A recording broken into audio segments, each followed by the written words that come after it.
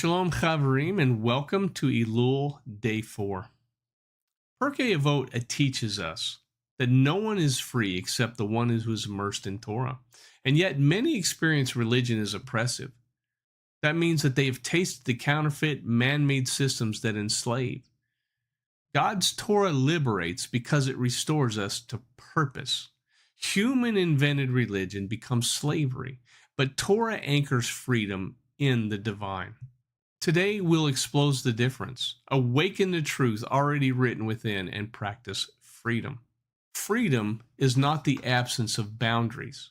It is the presence of holy purpose. The Rambam teaches that mitzvot refine character and train desire toward the good, and the Ramban notes that mitzvot guard a sacred garden, fences that protect life rather than restrict it.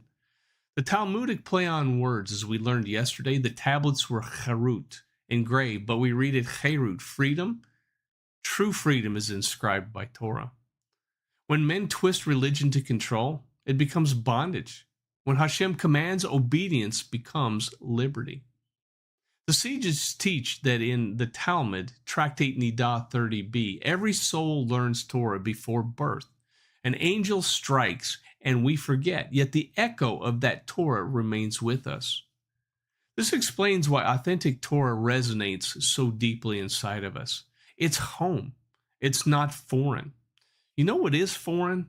Sin is what is foreign. Sin is not by divine design. Jeremiah foresaw the future messianic era when he penned these words. He said, "I will put my Torah within them and write it on their hearts." Paul recognizes this inner witness. He called it the work of the Torah written on the hearts in Romans 2:15. There's a precedent in the Torah concerning religion turned aside from the Torah and geared towards man's idea. It's the incident of the golden calf in Exodus 32. Worship was attempted without submission to revelation. The result was chaos and idolatry.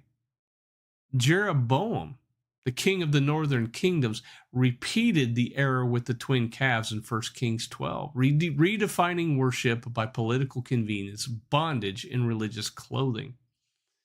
Yeshua confronts leaders who tie up heavy burdens in Matthew 23. He does not attack the Torah, but he attacks the hypocrisy and the weaponized fancies used by those who don't have a right heart. He affirms, "Do not think I came to abolish the Torah or the prophets." Authentic Torah sets free, counterfeit religion enslaves. Now let's not think that Yeshua condemned Judaism as a whole, because he didn't. He condemned the hearts of the people who made it a matter of something other than pure and undefiled religion, which is to visit orphans and widows in their trouble and to keep oneself unspotted from the world. James 1:27. Pirkei Avot says this. It says, make a fence for the Torah. Fences are medicine. They're not meals. The fence serves the orchard. It must not replace the fruit. Halakha channels freedom by focusing the will. But when a fence becomes a throne, the orchard dies. Yeshua staked a similar claim when he stated that the Sabbath was made for man and not man for the Sabbath in Mark 2:27. It's a call to recover divine intent, not discard the command to keep the Sabbath day holy. Paul echoed this throughout his letters when he said that the letter kills, but the Spirit gives life. We read in Pirkei Avot 3:5 that states, "One who takes upon himself the yoke of Torah, they remove from him the yoke of government and worldly concerns." The yoke of Torah dethrones lesser tyrannies. It brings freedom. Great masters don't implant new truths. They awaken old ones. They can only open the pathway to the truth within. The sages of old teach that Moses yearned to see the later wisdom taught by Rabbi Akiva, who extracted mountains of law from crowns of letters in Tractate Menachot 29b. The lesson is this: the teachers draw living water from ancient wells.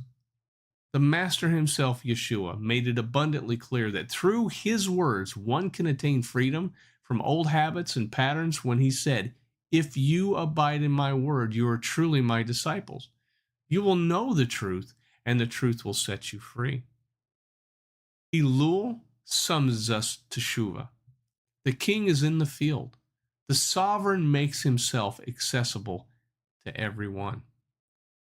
In Shir Hashirim, in the Song of Songs 5:2, it says that I sleep, but my heart is awake. It is the voice of my beloved. He knocks, saying, "Open for me, my sister, my love, my dove, my perfect one, for my head is covered with dew, my locks with the drops of the night." The lover of our soul is knocking on the door of our heart, seeking entrance. The Midrash Rabbah and Shir Hashirim states that Hashem said this, "Open for me an opening like the eye of a needle, and I will open for you an opening wide enough for wagons to enter." You see, the knocking equals Hashem drawing close, making himself available. The opening equals our small act of teshuvah, to which Hashem responds with overwhelming divine closeness. It requires a step on our behalf to open the door, but we have to listen for the knock. Teshuvah is a homecoming to our prenatal Torah.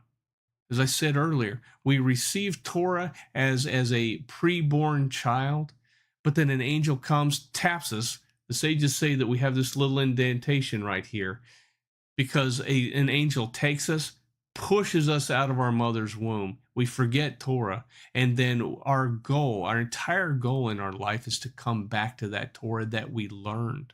So what are we to do during Elul? Well, let's practice Bible immersion daily.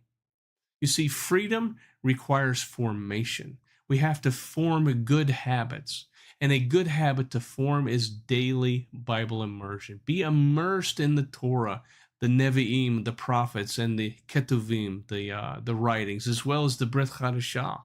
Let's use prayer as an alignment. At least say the Shema morning and evening, or the disciples' prayer as a messianic focus and intention. Let us cultivate kavanah rather than speed. Let's take our time as we're working our way through the prayers, really digging deep into our heart. Pray now like we've never prayed before. Let us practice chesed, gemilut chasadim, acts of loving kindness.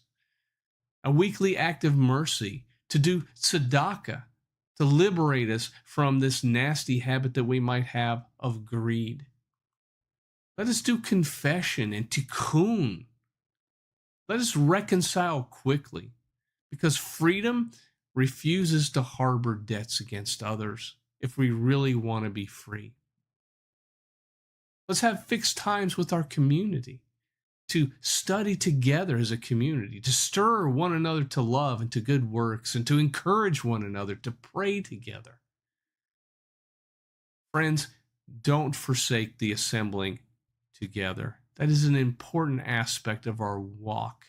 As we go through Elul, always make it an effort to connect to those who are in your community. And if you don't have one near you and physically, join us at Derech HaYashar on a weekly basis as we gain together. We talk about, I give a Torah once a week, Torah teaching once a week. Join us for that if you don't have anything else. Now, let's ask a question. Does my observance produce humility, joy, and justice? Or does it produce anxiety, pride, and control? If practice increases love of God and neighbor, keep it and deepen it. However, if it breeds contempt, re-examine. Have I replaced Torah with a human throne? According to the effort is the reward, says Pirkei Avot 5:26. Freedom is cultivated work. It's not an accident. Reframe the inner critic. I must perform to be loved, but I am beloved, therefore I obey. That is Torah freedom. At this time, let us hear the sound of the shofar.